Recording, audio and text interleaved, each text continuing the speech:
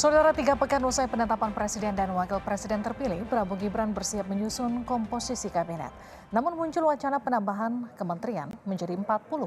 Kita simak jumlah menteri di kabinet sebelumnya. Kabinet Persatuan Nasional yang dipimpin Presiden keempat Abdurrahman Wahid punya 35 menteri. Kabinet Gotong Royong yang dipimpin Presiden kelima Megawati Soekarno Putri punya 30 menteri.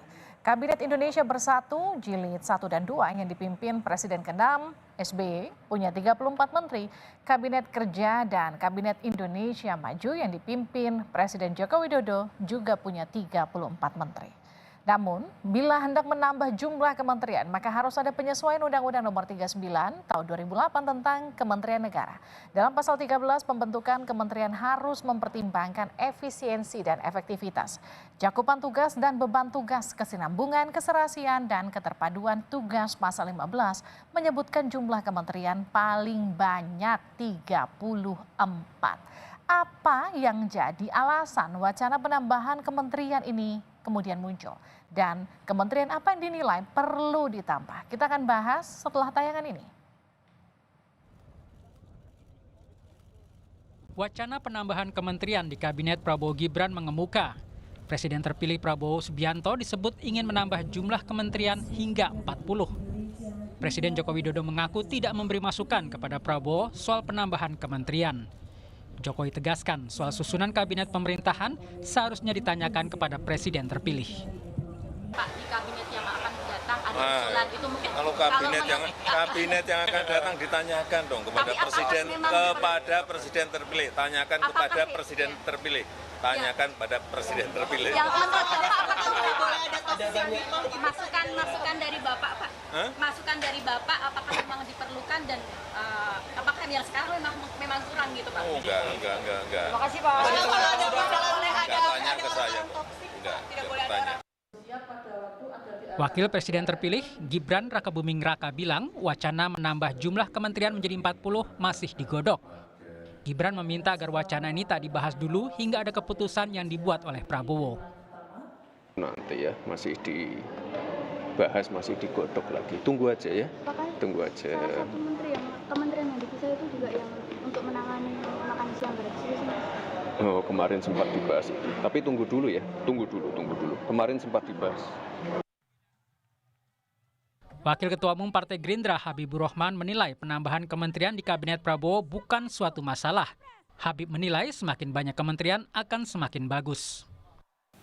Kewenangan membentuk kabinet, formasinya seperti apa, jumlahnya berapa, secara substansi baik konstitusi itu ada di Pak Prabowo sebagai presiden elected. Ya. Apakah besar, efektif, tidak efektif dan lain sebagainya kan tentu pertimbangan beliau. Karena yang akan terima raport dari rakyat nanti beliau, ya. Kita serahkan kepada beliau melaksanakan dan mengeksekusi hak-haknya tersebut. Jadi kalau memang ingin melibatkan banyak orang, menurut saya juga nggak ada masalah, ya. Justru semakin banyak semakin bagus. Kalau saya pribadi, karena gini, saya 5 tahun di DPR, banyak juga masukan soal kementerian-kementerian yang seolah-olah dipaksa untuk merge. Sementara Ketua Umum Projo Budi Aristiadi menyatakan mendukung wacana penambahan kementerian di Kabinet Prabowo jika itu yang terbaik untuk rakyat. Pak Presiden lah, kita pokoknya yang terbaik buat bangsa, buat negara, buat rakyat kita dukung. Pak Projo menawarkan nggak Pak? Enggak lah, kita enggak. Ya, gini, setiap perkembangan itu memerlukan adjustment kan. Kan ditambah itu kan karena ada kebutuhan khusus. Asosiasi Pengajar Hukum Tata Negara Hukum Administrasi Negara mengusulkan menambah beberapa kementerian baru. Misalnya Kementerian Pangan Nasional, Kementerian Perpajakan dan Penerimaan Negara, Kementerian Pengelolaan Perbatasan dan Pulau Terluar, serta Kementerian Kebudayaan.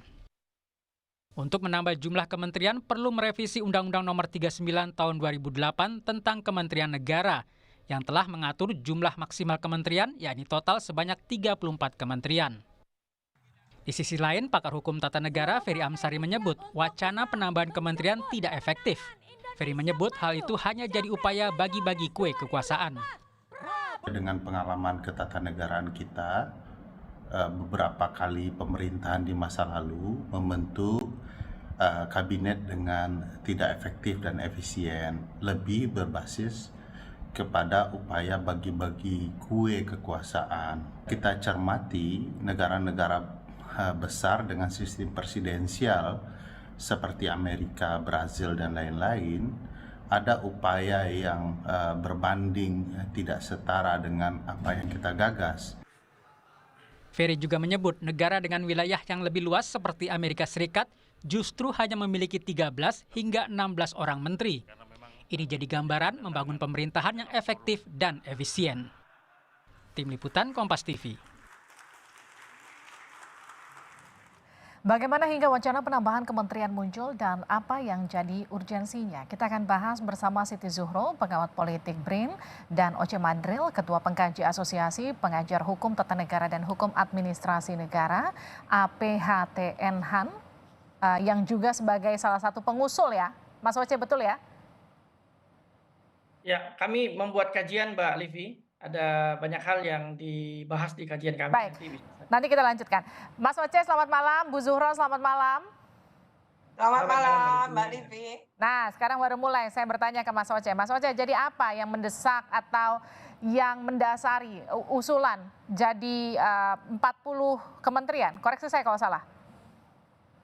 Ya, sebetulnya di Asosiasi Pengajar ATN-HAN kita membuat sebuah kajian ya sebagai rekomendasi dari konferensi nasional yang dilakukan pada September 2023. Kemudian juga kajian itu dibentuk dan dilakukan oleh asosiasi dengan menunjuk sebuah tim dan hasilnya itu didiskusikan bersama dengan pengurus-pengurus daerah dari 35 provinsi dan ditetapkan di Rakernas. Nah, kajian ini Mbak Livi sebetulnya kajian yang berkaitan dengan pembentukan kabinet presidensial ya, evaluasi dan proyeksi konstitusional. Jadi tidak spesifik bicara soal jumlah atau hal-hal teknis misalnya. Nah, terkait yang disampaikan tadi soal kabinet misalnya, kami memiliki banyak catatan sebetulnya, tapi ada 7 catatan yang menonjol. Ada soal bagaimana kabinet itu betul-betul dikembalikan kepada porsi konstitusi.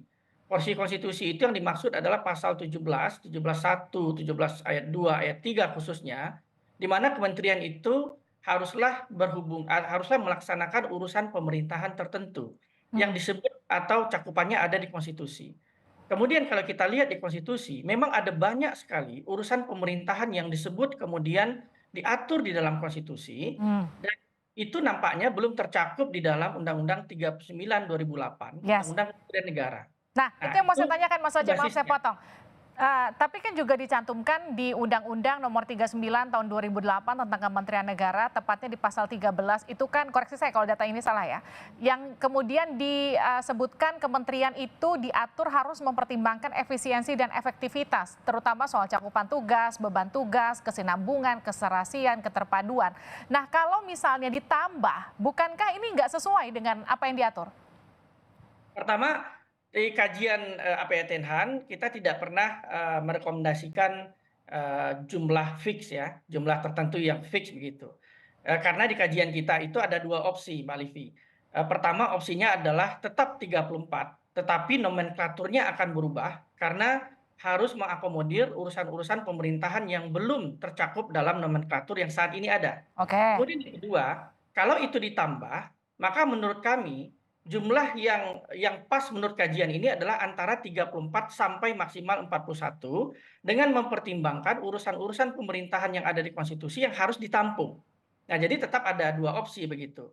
Nah, basisnya tetap urusan-urusan apa saja yang ada di konstitusi yang itu belum nampak diurus secara serius. Misalnya soal pengelolaan daerah perbatasan dan pulau-pulau terluar. Kemudian misalnya soal jaminan sosial. Kemudian misalnya soal perpajakan dan penerimaan negara. Memang ada beberapa urusan yang menurut kami ini harusnya diurus secara lebih serius pada tingkat kementerian, karena urusan-urusan itu disebutkan secara jelas di konstitusi dan nampaknya sekarang itu belum tercakup tugasnya di dalam nomenklatur kementerian yang ada saat ini. Nah, Mas Jadi Oce, kalau nanti skemanya 34, maka nomenklaturnya sebaiknya dirubah supaya urusan-urusan misalnya pengelolaan perbatasan dan pulau terluar itu tercakup. Itu contohnya. Atau urusan-urusan kebudayaan, perpajakan itu ditangani secara lebih di tingkat kementerian. Nah, itu contohnya ya. Tapi kalau kemudian harus misalnya menambah kementerian, maka tentu undang-undang kementeriannya harus dirubah.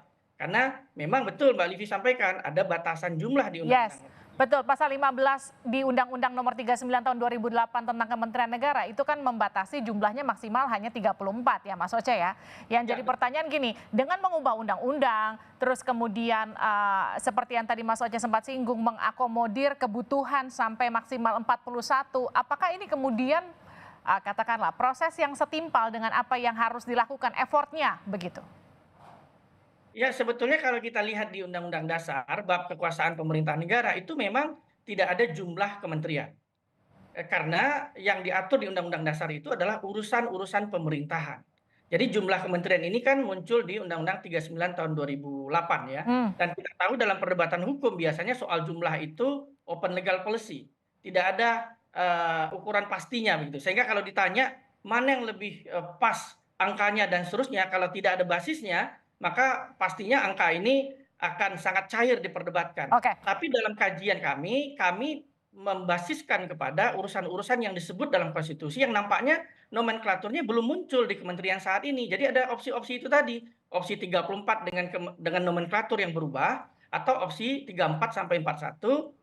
Tapi kalau ini penambahan, tentu undang-undang kementeriannya secara otomatis harus dirubah dulu. Harus dirubah. Karena kalau tidak dirubah maka tidak bisa begitu. Nah, saya ke Bu Zuhro, kalau kita melihat dari sisi politiknya, Anda melihat wacana penambahan ini sebagai kebutuhan yang urgent harus dilakukan pemerintah ke depan karena tantangannya makin besar, atau ini sekedar untuk mengakomodir bagi-bagi kekuasaan? Ya, terima kasih. Jadi ini bisa dilihat dari politik dan pemerintahan. Dari politik tentu apa sebenarnya signifikansi dan relevansinya gitu ya.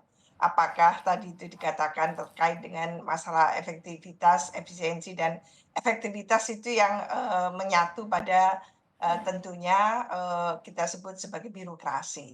Lah kita ini sebetulnya sejak 2001 sudah melaksanakan kebijakan desentralisasi dan otonomi daerah. Dalam konteks itu sebetulnya banyak urusan yang sudah didaerahkan. Ketika banyak urusan yang sudah didaerahkan diurus oleh daerah, lalu apa relevansi dan signifikansinya birokrasi di pusat ini digelembungkan, kan gitu. Lah, tadi itu kita tidak membaca konteks ya, konteks politik dalam hal ini. Pak Prabowo sebagai presiden terpilih di Pilpres 2024 sudah menyampaikan berulang kali baik dalam kampanyenya maupun setelah terpilih, yaitu untuk membangun satu koalisi besar, untuk membangun kabinet yang nantinya juga dampaknya adalah besar untuk mengakomodasi berbagai kepentingan. Nah, tidak mungkin mengajak itu cuma dianggurin ya Mbak Livi. Jadi mengajak ini pasti ada bonusnya gitu. Nah ini yang nantinya kita itu kan sudah punya Green Design Reformasi Birokrasi Nasional 2010 sampai 2025 gitu ya. Artinya apa? Kita sedang mengupayakan Indonesia itu masuk ke birokrasi kelas dunia gitu. Nah, bagaimana kalau birokrasi kelas dunia cuman diisi oleh besarnya struktur. Jadi kaya struktur tidak kaya fungsi kan gitu. Seharusnya memang itu yang saya lebih pernah mengusulkan Indonesia itu cukup memiliki waktu itu maksimal tahun 2009 saya mengatakan 20 berapa ya? Waktu itu 23 gitu ya. Meskipun ada teman yang mengusulkan 18 kan gitu ya. 23 dengan kementerian KL apa yang bisa disatukan, mana yang bisa dihapuskan dan sebagainya tadi. Baik, gini Bu Zuhro, kemarin kita juga berbincang di Sapa Malam dengan politisi Partai Gerindra Andre Rosiade yang kurang lebih pernyataannya tuh bicara soal tantangan ke depan bangsa Indonesia dipimpin Prabowo Subianto juga tentu butuh dukungan dan juga support kementerian yang mungkin saja komposisinya lebih besar. Meskipun ini belum dibahas di tim Prabowo Gibran begitu. Namun ini kan merespon wacana yang muncul, seperti Habibur Rahman juga Waketum Gerindra juga merespon positif mengenai penambahan ini. Jadi menurut Anda seberapa katakanlah gini, seberapa besar manfaatnya memperbesar kabinet dengan manfaat yang akan didapatkan bangsa kita ke depan? Iya, kalau kabinetnya tambun ya nanti itu apakah bagaimana mengelola kabinet Tambun itu ya. Jadi apakah akan berkorelasi positif serta-merta akan positif terhadap terbentuknya good governance. Karena di Indonesia ini yang diperlukan adalah sebetulnya zakon kabinet tadinya itu.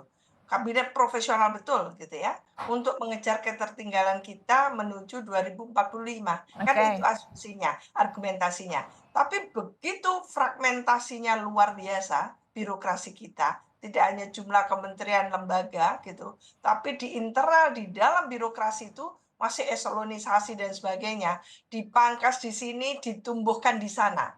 Kita yang lalu itu menyedikitkan istilahnya, meminimalisasi di eranya Pak SBY itu jumlah wakil menteri, tapi di eranya Pak Jokowi luar biasa itu. Jumlah wakil menteri itu tambah banyak dengan alasan apapun kan gitu. Nah, sekarang akan dibesarkan. Saya ragu gitu ya, kalau ini hanya untuk sekedar gitu ya, membagi-bagi supaya semuanya mendukung. Nah, kalau hanya sekedar mendukung, kabinetnya tidak efektif, lantas bagaimana menjelaskan itu? Nah, ini yang kita butuhkan ke depan itu adalah bagaimana Indonesia melakukan akselerasi pembangunan secara cepat, lalu adjust dan agile terhadap gitu ya, era digitalisasi yang seperti ini, istilahnya digitalisasi governance gitu ya. Nah, ini kan harus luar biasa dilakukan secara tentunya perubahan-perubahan yang konkret. Nah, ini yang juga dikeluhkan oleh Pak Jokowi gitu ya. Bagaimana mengelola birokrasi kita yang tentu diharapkan sangat profesional, meningkatkan kualitas pelayanan publiknya betul-betul di tingkat yang prima dan sebagainya gitu ya. Karena bagaimanapun juga kita mengharapkan birokrasi ini sebagai roda pembangunan kita. Kalau hanya sekedar dibesarkan jumlahnya demi dukungan, demi menjaga persatuan Indonesia, itu cuman politiknya. Tapi nanti pembangunannya gitu ya, di perspektif pemerintahnya kita tidak dapatkan itu. Oke, saya ke Mas Oce. Mas Oce, kalau misalnya pada akhirnya Kabinet Prabowo Gibran mengamini usulan yang kemudian akan mengubah undang-undang kementerian begitu, yang kemudian menjadi 40 atau bahkan informasi yang sempat beredar menjadi 48 kalau saya tidak salah. Apakah kemudian nanti proses yang harus dilalui adalah secara bertahap, kemudian dilantik, baru merevisi undang-undang, ataukah ini bisa dilakukan lebih dulu sebelum menyusun kabinet? Ya, pertama tentu bagi kami baiknya memang pembentukan kabinet itu dikembalikan kepada Konstitusi Pasal 17 ayat 3 bahwa kementerian itu harus menyelenggarakan urusan pemerintahan tertentu. Oleh karena itu juga di dalam kajian kami untuk Kemenko juga harusnya tidak terlalu banyak. Karena Kemenko itu kan dia tidak mengurus urusan pemerintahan tertentu secara teknis, tapi hanya sifatnya koordinasi. Jadi mestinya tidak wajib sebetulnya di undang-undang kementerian. Dan kalaupun dibentuk itu mungkin 3 saja begitu, tidak usah terlalu banyak. Nah, terkait dengan apakah nanti jumlahnya bertambah atau tidak, menurut kami tetap basisnya haruslah urusan pemerintahan yang disebut di konstitusi. Ada sebetulnya banyak sekali urusan yang disebut yang itu memang menurut kami belum tercakup di dalam nomenklatur yang sekarang. Ini harus dipikirkan. Misalnya soal bagaimana kesatuan masyarakat adat yang itu disebut dalam pasal 18 Undang-Undang Dasar, tapi kementerian mana yang kemudian pada level kementerian yang serius mengurusi masalah ini. Kemudian soal pulau-pulau terluar tadi, kementerian mana yang serius mengurusi, karena itu disebut dalam bab wilayah negara pasal 25A di konstitusi, kementerian mana yang kemudian serius mengurusi itu. Nah, menurut kami, kalau kemudian kami tidak terpaku pada jumlah tertentu, tapi kalau kemudian pilihannya 34, maka mau tidak mau menurut kami nomenklatur ini tetap harus masuk. Menurut kami tetap harus ada kementerian yang serius mengurusi daerah perbatasan, luar, masyarakat adat, dan seterusnya. Tapi kalau nanti jumlahnya ternyata menjadi 41 dan seterusnya, memang tantangannya Mbak Livi, undang-undang kementeriannya harus dirubah. Karena tidak mungkin menambah tanpa merubah undang-undang kementerian. Nah, caranya tentu 2. Bisa dilakukan sebelum pembentukan kabinet Oktober 2024, bisa saja setelah pembentukan kabinet. Tentu ini plus minus. Kalau sebelum pembentukan kabinet itu dilakukan, maka presiden terpilih tentu bisa membentuk kabinet dengan postur yang dikehendaki pada Oktober 2024. Tapi kalau tidak, maka memang akan ada waktu yang terbuang, efisiensi dan seterusnya. Secara waktu memang tidak gampang juga membangun sebuah kementerian baru. Nah, itu tantangannya bagi pemerintahan ke depan tentu saja. Nah, ini ada plus minus tentu saja pilihan timing apakah akan dilakukan perubahan undang-undang kementerian atau tidak. Tapi kalau ternyata pilihannya tidak, kami tetap mengusulkan agar nomenklaturnya diperbaiki dan disesuaikan dengan urusan yang ada di konstitusi. Nah, usulan kajian ini berada di sana. Mas Ocha, ini kan ada dua hal kalau kita melihat dari satu sisi ketika satu kabinet itu menjadi terlalu gemuk, kalau kita lihat dari sisi positifnya, katakanlah akan lebih banyak urusan yang tertangani di pemerintahan begitu. Seperti yang kemarin sempat disebutkan, tapi oleh politisi Gerindra. Tapi kemudian di satu sisi, ketika misalnya kabinet itu terlalu gemuk, ada kekhawatiran fungsi OTDA di daerah itu yang kemudian menjadi tidak terlalu berfungsi optimal karena jadi terlalu banyak kementerian yang nanti resikonya akan menjadi tumpang tindih. Kalau dari sisi Anda, mana yang lebih efektif? Kami mencoba menyandingkan ya, Prof. Siti Zuhro dan Mbak Livi, menyandingkan antara Undang-Undang Kementerian Negara, Konstitusi, dan Undang-Undang Pemda 23/2014. Kita coba lihat urusan apa saja yang disebut dan diatur. Ternyata kalau kita lihat di Undang-Undang Pemda, jumlah urusannya bertambah banyak. Justru lebih bertambah begitu. Karena di Pemda itu didetailkan ada urusan-urusan pemerintahan yang harusnya dikelola oleh daerah, tetapi harus diingat konstruksi Undang-Undang 23/2014 itu tidak bisa dilepaskan relasinya dengan pusat. Ini Prof. Siti Zuhro pasti sangat paham bagaimana kesulitan daerah kalau relasi dengan pemerintah pusatnya itu nggak jelas koordinasinya ke kementerian yang mana. Sehingga mestinya kalau kita lihat Undang-Undang Pemda, itu urusannya jadi makin banyak Mbak Livi, yang harusnya itu pada level kementerian, itu siapa yang mengurus begitu. Nah, jangan biarkan nanti urusan-urusan yang disebut di daerah, ternyata di tingkat pusat itu tidak ada yang mengurus. Nah, relasi ini yang menurut kami perlu diperbaiki. Jadi kita tidak akan terpaku pada soal jumlah. Kalaupun jumlahnya 34, menurut kami nomenklaturnya itu harus mencakup urusan yang ada di konstitusi dan urusan yang ada di daerah. Itu kalau bisa ada koordinasinya, ada kementeriannya. Kita tahu bahwa kalau sebuah urusan itu tidak diurus pada level kementerian, efektivitasnya, dampaknya, dan seterusnya, itu banyak hambatan dari sisi anggaran, dari sisi SDM, dari sisi jangkauan kewenangan, itu banyak sekali hambatannya. Nah, saya ke Bu Zuhro. Menarik ya, saya sambung boleh ya Mbak? Iya boleh, ini terakhir buat Anda Bu Zuhro. Silakan. Menarik sekali poin yang bisa dijelaskan terkait dengan daerah perbatasan tadi. Kebetulan kami memang melakukan penelitian, mungkin ini tahun ketiga ya Mas Ocha, itu tentang daerah perbatasan tadi itu. Untuk sementara ini kan ada BNPB ya. BNPB satu contoh yang mengkoordinasi gitu ya, kementerian lembaga untuk melakukan mengeksekusi program yang ada di daerah perbatasan. Apa yang terjadi? Baik, sebetulnya Undang-Undang Otonomi Daerah, Pemerintahan Daerah 23 nomor 23 tahun 2014 dan juga mengacu juga pada Undang-Undang 43 tahun 2008 ya, wilayah negara ya. Itu sebetulnya belum terjadi harmonisasi, maka yang terjadi adalah ketergantungan daerah terhadap pusat. Tadi disebutkan ada urusan yang menjadi kewenangan. Jadi urusan yang menjadi kewenangan daerah itu tidak hanya wajib, tapi juga ada urusan pilihan. Dan itu belasan jumlahnya. Nah, dalam konteks itu memang saya sangat mendorong gitu ya, agar bagaimana daerah-daerah ini membangun itu kan istilahnya membangun Indonesia dari daerah. Nah, kalau itu halnya memang itu yang harus diprioritaskan. Termasuk bagaimana ketika kita punya Kementerian Desa. Nah, tidak mungkin kan ke depan kita punya Kementerian Kabupaten atau Kementerian Kota, bukan itu. Esensinya bukan itu. Tapi siapa yang ngurus yang betul-betul memiliki gitu ya payung hukum yang kokoh. Jadi bukan hanya mengkoordinasi seperti yang terjadi pada BNPB untuk mengkoordinasikan pembangunan yang ada di daerah. Tidak bisa. Jadi daerah-daerah perbatasan dengan karakteristik kekhasannya, baik itu yang kepulauan maupun daratan, itu memerlukan gitu ya, satu ketangkasan mereka sendiri, kemandirian mereka untuk sesegera mungkin membangun. Tidak harus menunggu-nunggu bagaimana koordinasi dari pusat dan sebagainya. Nah ini yang patut untuk diperbaiki ke depan, Mas Ocha Madril, menurut saya yang itu yang perlu ya diperbaiki dan difokuskan.